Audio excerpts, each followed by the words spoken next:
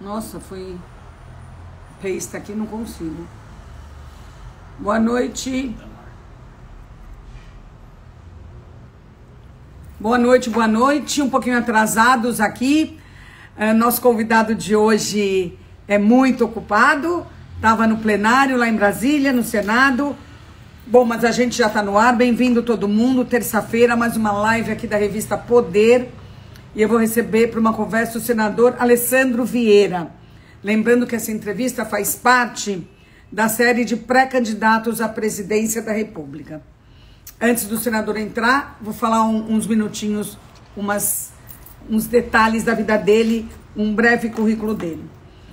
Ele é senador da República pelo Cidadania de Sergipe. Foi eleito para o mandato de 2019 até 2026, com quase 475 mil votos, ou seja, quase 26% dos votos válidos. Ele é membro da CPI da Covid e líder do Cidadania no Senado Federal. Ele é bacharel em Direito, Direito Penal e Segurança Pública pela Universidade Tiradentes de Recife. De Sergipe. Sergipe. Ele é pós-graduado em Gestão Estratégica de Segurança Pública pela Federal de Sergipe e é também delegado da Polícia Civil desde 2004, hoje em dia licenciado. Vamos lá, vou chamar o senador. Ele já está online. Está aqui, o senador chegou correndo, entrar agradecendo.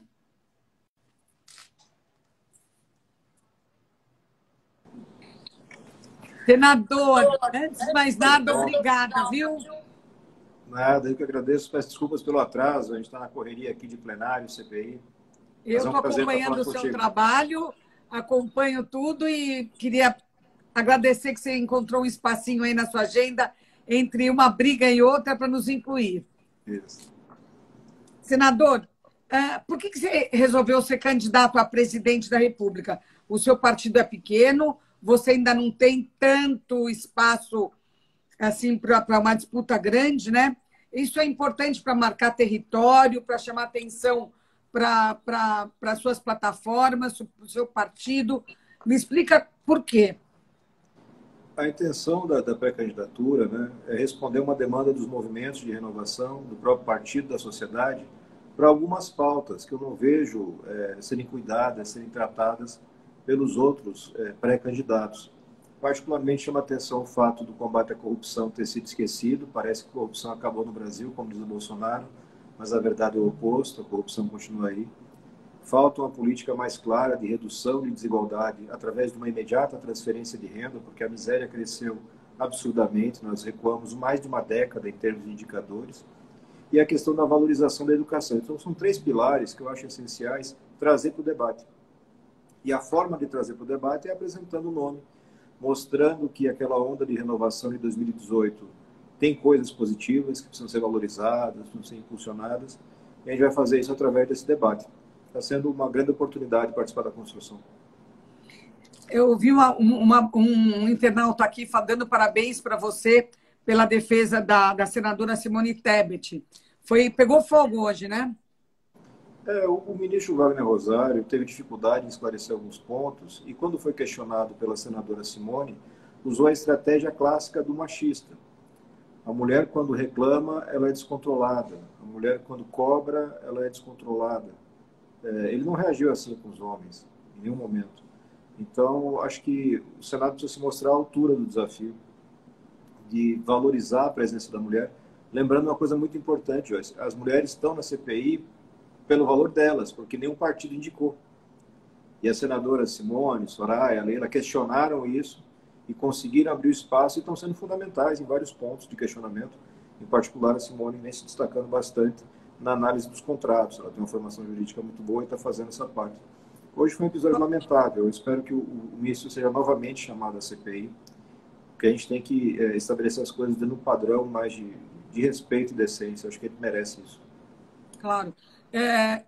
Falando em mulheres, né? Você já tem, assim, no seu programa, não sei se você já tem programa de governo, você deve estar preparando. Você incluiu mulheres nisso? Você incluiu a questão das mulheres no seu governo? num possível governo, você vai dar que espaço para elas? A tendência é que a gente tenha uma repetição daquilo que eu já tenho na prática. A minha equipe é majoritariamente formada por mulheres. Eu não tenho nenhuma dificuldade, tenho todo o prazer. A presença da mulher normalmente melhora o ambiente de trabalho, aumenta o nível de atenção e cuidado e gera um respeito maior no ambiente. Isso é clássico. Alguns estudos apontam até uma redução dos indicadores de corrupção quando você tem mulheres na gestão.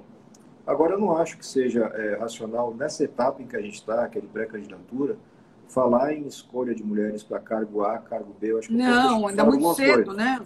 Primeiro, que as mulheres, e várias delas, ele falou aqui rapidamente da Simone, mas não só a Simone, outras tantas, têm capacidade e legitimidade para estar na cabeça de qualquer chapa. E eu acho que a composição minimamente paritária ajuda muito a evolução da sociedade. O exemplo é que arrasta. Nós precisamos ver mais mulheres em funções relevantes, em cargos de autoridade, porque isso vai gerando mais respeito. É assim que você vai mudando a sociedade. Verdade. Principalmente que agora, nessa pandemia, né, eu entrevistei muita gente, o que as mulheres sofreram a mais, né, do que já sofriam em casa, né? Enfim, é uma questão. Quais estratégias que você, sendo candidato, que ferramentas você pretende usar? A gente tem agora um trabalho de construção de programa. A gente teve hoje pela manhã reunião com a equipe de economia. Eu acho que nós temos alguns gargalos na gestão pública brasileira. Existe uma grande dificuldade que é a definição de prioridades, né? O nosso orçamento é terrível. Se eu for desenhar, talvez apontar o pior problema da gestão pública brasileira, ele está no orçamento. Porque o Brasil, apesar de muita gente falar que é um país rico, não é, é um país pobre, e que precisa alocar recursos de uma forma muito eficiente, e faz o oposto. A gente permitiu, ao longo dos últimos anos, que esse orçamento fosse todo ele sequestrado por questões políticas partidárias, paroquiais, para não falar na corrupção, que é um problema grave, mas menor neste ponto do que o problema da má distribuição de recursos. Então, acho que o ponto de partida é a questão fiscal. É você garantir que o Brasil tenha ações bem desenhadas, prioridades eleitas de forma clara e um orçamento que funcione, que coloque o país numa rotina, num roteiro de crescimento, de estabilização. A gente tem muitos problemas. A nossa educação, antes da pandemia, já era um desastre, do ponto de vista de qualquer indicador. É uma educação que não prepara o cidadão para o mercado de trabalho do século passado e está muito longe de preparar para o mercado de trabalho do futuro. Com certeza. E que agora, na pandemia, teve essa situação agravada, porque a gente tem algumas pesquisas que apontam quase que um terço dos adolescentes saindo da escola, se evadindo da escola e não retornando. Então, a gente tem muita coisa para fazer para essa enfim, retomada, mas talvez 3 eixos descrevam bem isso. Um eixo de integridade, essa questão de combate à corrupção, melhores regulamentos, instituições mais bem estruturadas para combater os equívocos, as falhas, os desvios. Educação, que faça esse processo de inclusão, que passa muito pelo técnico profissionalizante, que passa muito por um nivelamento da forma de gestão da educação básica. Nós temos casos fantásticos de sucesso pelo Brasil afora, mas a gente não consegue dar escala. E a questão muito importante para mim da agenda social. Aquilo que eu falei no começo, a gente precisa ter agora muito rapidamente políticas públicas implantadas, fiscalmente responsáveis, mas que façam uma grande transferência de renda. A gente tem que ter uma saúde melhor financiada, o SUS mostrou sua importância na pandemia, o Brasil não teve uma tragédia ainda maior pela qualidade do SUS, que mesmo subfinanciado, com problema de gestão, sustentou o Brasil e permitiu que a gente tivesse uma esperança de saída desse caos. Então, acho que são esses os pontos que vão nortear a nossa definição de plataforma e defesa de bandeiras nessa campanha. Tem algumas coisas que eu estou lendo aqui. Primeiro que tem um monte de gente falando, nossa, como você está bonito, senador. Um monte. E um aqui perguntou o seguinte, eu queria Bolsonaro e você de vice. Num segundo turno, se não rolar a terceira via com força, você vai de Bolsonaro ou de Lula? Eu votei no Bolsonaro no segundo turno de 2018 e já falei com todas as letras que me arrependo desse voto. O Bolsonaro tem problemas graves. Eu entendo que os dois projetos têm problemas gravíssimos. O projeto do PT, que é materializado no Lula, e o projeto do Bolsonaro. Mas eles não são iguais. O Bolsonaro representa uma série de atrasos civilizatórios. Preconceito, desrespeito. e uma falta de vontade de trabalhar. Isso impressiona. Deve ser o presidente da República que menos trabalhou na história. O tempo dele é dividido em polêmicas na internet, proteção da família nos vários processos que existem e passeios, propaganda, pré-campanha. É só o que ele faz.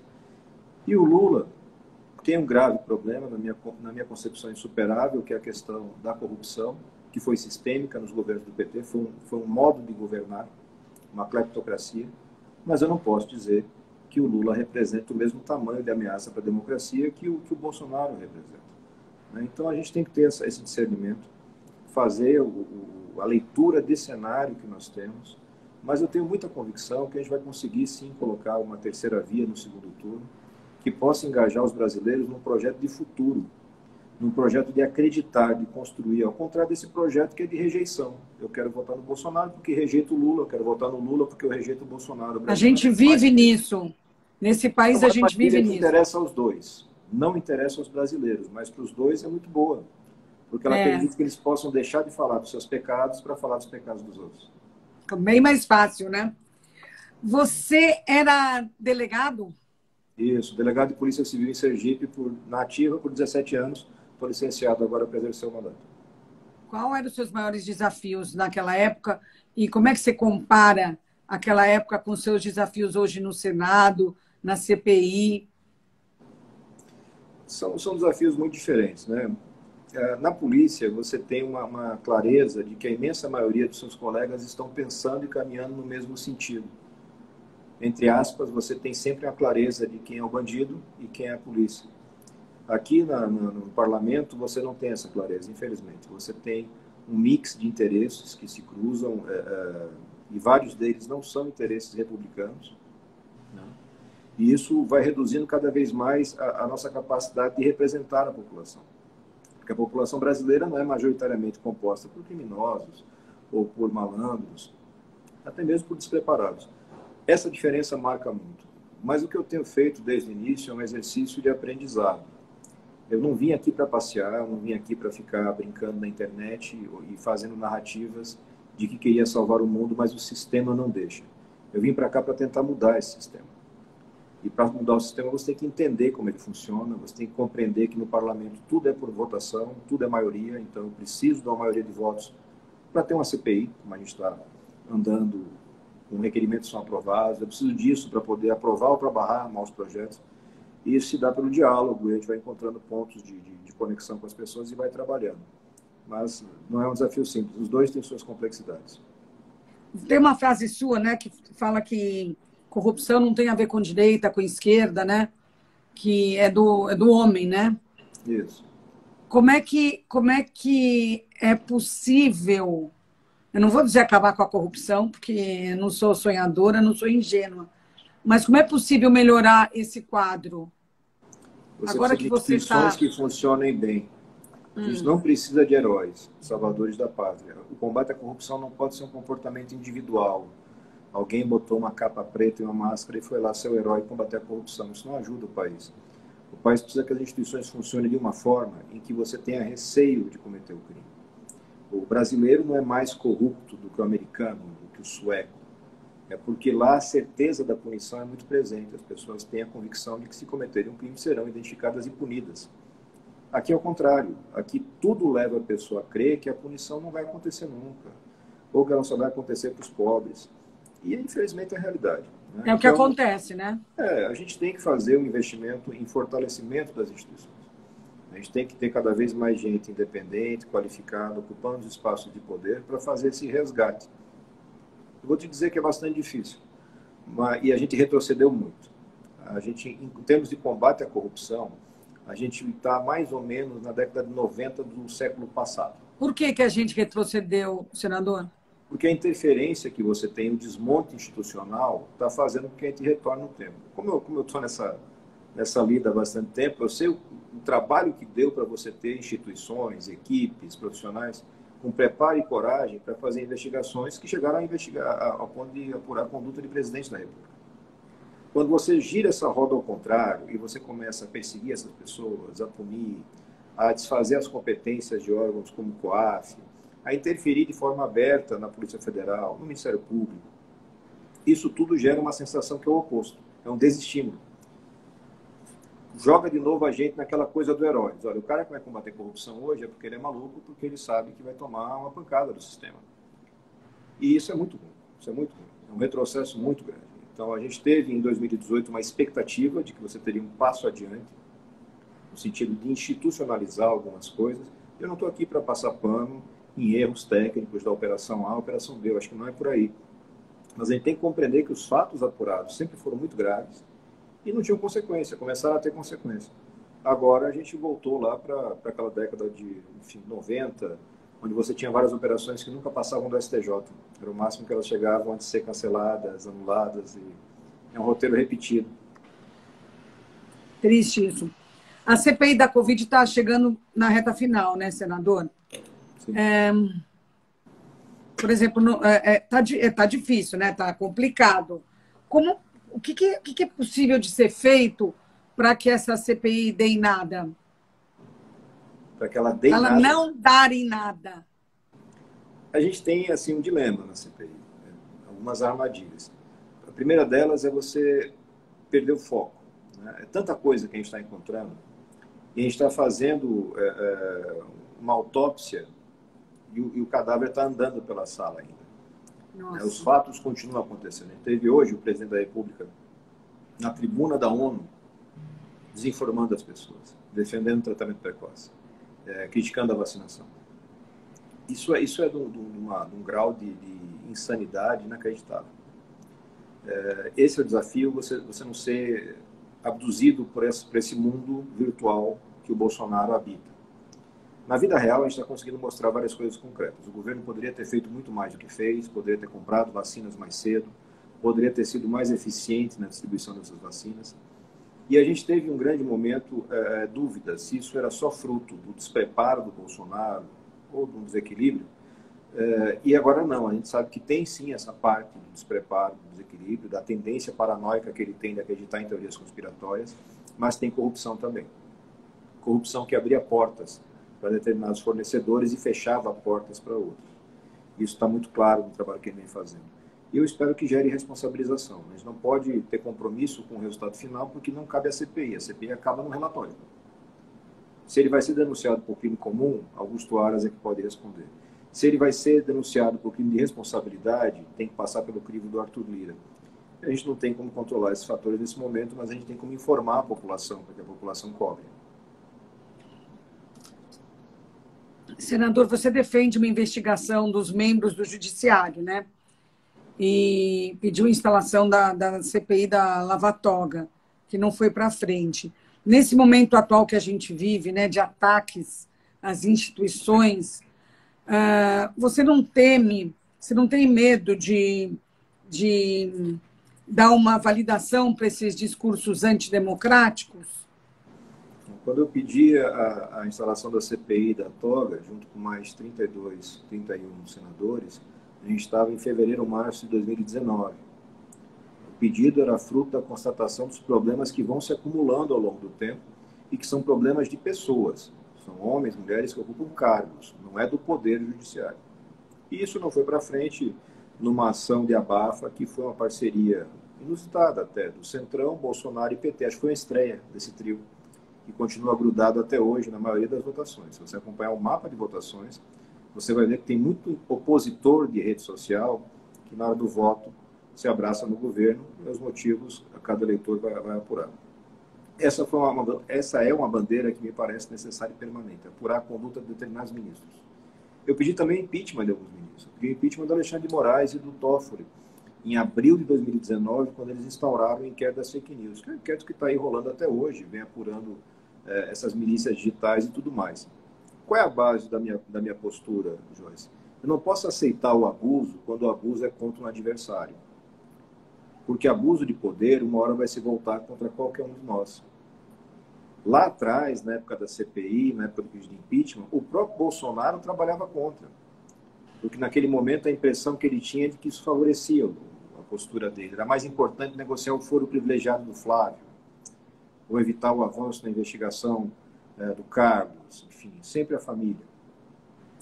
Agora, nesse momento, eu não posso mais pedir, por exemplo, o impeachment do Alexandre de Moraes, Porque o Supremo Tribunal Federal se reuniu e, pelo Pleno, 11-1, decidiu que o que ele está fazendo é constitucional, é correto. E numa democracia funciona assim. O professor Aris Brito, ex-ministro, ex-presidente do Supremo, tem essa frase perfeita. O Supremo, na democracia, tem o direito de errar por último. Então, se eles dizem que é constitucional, ok, é constitucional, não vou mais ficar batendo nessa tecla. Eu vou tentar legislar aqui, para deixar mais claro na Constituição que ninguém pode ser vítima, investigador, denunciante e juiz. Porque esse abuso, eu repito, pode acontecer contra qualquer um a qualquer tempo. Pode virar a qualquer momento. Essa é a base que eu falo. E, assim, e não se confunde com o Bolsonaro. O Bolsonaro é só um teatro de rede social. O Bolsonaro não tem envergadura moral para brigar com ninguém. Ninguém. Ele tem o famoso rabo preso, no popular, é a melhor descrição de Jair Bolsonaro. O senhor defende bandeiras progressistas, né? Tipo, criminalizar a homofobia, legalizar maconha para fins medicinais. Você acha que o centro progressista, que é o que você se inclui, você acha que ainda é um campo de pouca gente, pouco povoado? Eu acho que ele representa uma maioria silenciosa, né? Quando você tem extremos radicais que são muito barulhentos. Esses dois casos que você citou são engraçados, porque não são bandeiras minhas de início de jornada, mas são projetos que estavam largados no Senado. Um deles, eu tenho a impressão que era da LGBTfobia. 8 senadores assumiram a relatoria e desistiram por conta do debate, do desgaste do debate. Eu não tenho medo do debate. Eu acho que a gente tem que conversar sobre as coisas. Eu não pode aceitar tabus sobre questões que são tão óbvias. Um remédio, como é que você pode ser contra um remédio? Ou você pode ser contra o respeito às pessoas? Não faz o menor sentido. E na época, especialmente do projeto de criminalização da LGBTfobia, várias lideranças evangélicas concordavam com a nossa postura, até porque eles faziam um alerta. Se a gente não legislar, o Supremo vai decidir. E foi o que aconteceu no final das contas. A gente aprovou o relatório na comissão, mas não levamos a plenário, e o Supremo legislou. O Supremo decidiu uma equiparação com o racismo. A sociedade vai avançando, né? E o parlamento deveria ter mais responsabilidade nesse ponto, assumir os debates. Você se elegeu junto com a Tabata Amaral, né, que a gente entrevistou aqui outro dia, foi muito bom, e o Felipe Rigoni via Acredito, né? E você divide o seu gabinete com eles. Essa ideia de dividir gabinete deve economizar muitos gastos, né? E você não acha que essa ideia poderia se multiplicar por aí? A gente fez o gabinete compartilhado, né? Funciona aqui no Senado por uma questão de espaço. E a gente fez processo seletivo. Então, a imensa maioria dos servidores foram selecionados. Em alguns momentos, a gente teve 16 mil inscritos do Brasil inteiro. No meu gabinete, a economia já passou de 2 milhões de reais, nesse período de quase 3 anos. E a gente não tem prejuízo no desempenho. Eu estou entre os 5 ou 6 senadores que mais produzem relatórios, projetos, participação em comissões, e a Tabata e o Felipe também estão lá entre os 10% na Câmara dos Deputados. Deveria ser uma coisa que os partidos fariam, porque os partidos têm estrutura para isso, as lideranças partidárias deveriam servir para isso. Porque a grande coisa é você selecionar bons servidores e você antecipar os debates. Historicamente aqui, e eu ouvi isso de vários colegas experientes, tem um debate na Câmara, o projeto trabalha lá, passa meses, tem audiência, tem tudo, e quando ele vem para o Senado, ele começa tudo de novo, do zero. Você não traz aquele acúmulo de construção. E para mim não faz sentido nenhum, acho que não faz sentido para ninguém que raciocine mais logicamente. E o compartilhado tem dado para a gente esse ganho de desempenho, foi um acerto, além de ser uma felicidade trabalhar com a Tabata e o Felipe, que são 2 jovens brilhantes. Eu gostei muito de falar com ela. Você faz parte também do movimento Acredito, né? Sim, passei pela escola do Renova e faço parte do movimento Acredito. E no Renova, essa escola, né, para geração de líderes, como você está enxergando isso? Como é que vocês estão formando líderes? Para mim foi muito positivo. Eu fiz parte da primeira turma e a minha história foi aquela do cara que estava trabalhando normalmente e bateu numa parede política que não conseguia mais avançar em termos de trabalho, de investigação. Quando a gente chegou nessas coisas de empreiteira, máfia do lixo, e eu entendi que era preciso acessar esse andar de poder que é a política. E fui atrás da internet saber como é que você aprende a entrar nisso, porque eu nunca tive militância. E encontrei algumas alternativas. A gente tinha a RAPS, que já tem um pouco mais de tempo, mas tinha um processo de seleção mais fechado, e o Renova, que era uma seleção aberta na internet. E aí me inscrevi, fiz umas 4, 5 etapas, não me lembro mais. E participei de um curso com uma carga horária bastante razoável, na maior parte dele presencial, e que me deu algumas oportunidades extraordinárias. Acesso a aulas de alto nível e acesso a um grupo de pessoas do Brasil inteiro, com histórias de vida absolutamente diferentes. Então, grandes empresários, moradores de comunidade do Rio de Janeiro, todo mundo junto numa sala e discutindo política. Pessoas de todos os partidos, ou praticamente todos os partidos. E era muito rico esse laboratório e, para mim, ajudou demais. Acho que é uma boa iniciativa. É mais uma das iniciativas que caberia aos partidos. Os partidos recebem dinheiro do nosso bolso, dos impostos, que é o fundo partidário, e era para fazer isso. Formar lideranças, dar formação política para as pessoas entender mais as ferramentas para a sua cidadania, para o exercício da cidadania. E, sim, infelizmente, os partidos não fazem, a sociedade faz agora em algumas iniciativas, depois de RAPS e Renova, acho que tem mais algumas aí em andamento, e os próprios partidos começaram a se mexer um pouco em termos de formação. A gente, pelo Cidadania, tem dado para afiliados e interessados formação política continuada online. É muito importante, é muito importante. A gente só vai ter uma democracia mais funcional quando as pessoas compreendem o que elas podem fazer, quais são as ferramentas que elas têm na mão. E a gente vê assim, cidadezinha pequena do interior de Sergipe, o cara passa por uma formação rápida com a gente, de cidadania ativa, e vai lá e consegue suspender na justiça uma licitação da Câmara de Vereadores, consegue cobrar... Necessário, né, isso? Diárias. As ferramentas estão lá, mas as pessoas não sabem usar. Senador, quem é uma inspiração na política para você? Quem era, quando você entrou na política, em quem te iluminava, assim, quem você se inspirava e hoje em dia, em quem você se inspira? Olha, hoje, quando eu não tinha essa conexão com a política, mas eu gostava muito das falas do senador Pedro Simão, do Rio Grande do Sul. Eu nasci no Rio Grande do Sul, né, fui para Sergipe. Em Passo Fundo, né? Isso, Passo Fundo. Mas sempre acompanhei os dois, né? Acabo acompanhando Sergipe e Rio Grande do Sul, dois extremos do Brasil. E via muito as falas dele, a questão ética muito forte, uma coragem de enfrentar dentro de um partido que não é fácil, que é o MDB, né? Hoje, aqui na luta, a gente já vê muito mais gente que trabalha e que faz um papel. E aí você tem um mar de gente, né? Você citou aí duas pessoas que são extraordinárias para mim, a Tabata e o Felipe são figuras fantásticas. É muito bonito você ver um cara que agora está com 30 anos, mas entrou aqui com 27, cego, desde os 14 anos, e que vai para uma tribuna e consegue sustentar uma votação com 513 deputados. Houve a Tabata, que é uma que saiu da periferia de São Paulo, com várias dificuldades estruturais, e que, da mesma forma, consegue participar e liderar projetos num ambiente absolutamente hostil às mulheres, especialmente mulheres mais novas. Então, são dois grandes exemplos. Mas tem um monte de gente. Você tem aqui a Simone Tebet, que é uma parceira maravilhosa do trabalho. Em que meio quando você foi de Passo Fundo, né, para o Sergipe, e em que meio você cresceu? Como que era a sua família? Que tipo de criação você recebeu da sua família? Minha família é uma família típica de classe média, né? A gente sai do Rio Grande do Sul, meu pai advogado e comerciário, minha mãe professora. Vamos trabalhar com restaurantes, churrascarias no Nordeste. Muito para barato. Aracaju. A escolha deles por Aracaju já foi uma escolha bem característica da minha família, que é da valorização da educação. Era a cidade que, para eles, os filhos teriam acesso à melhor educação, e se confirmou. Eu tenho 2 irmãos, todos desenvolveram bem suas carreiras, bem formados.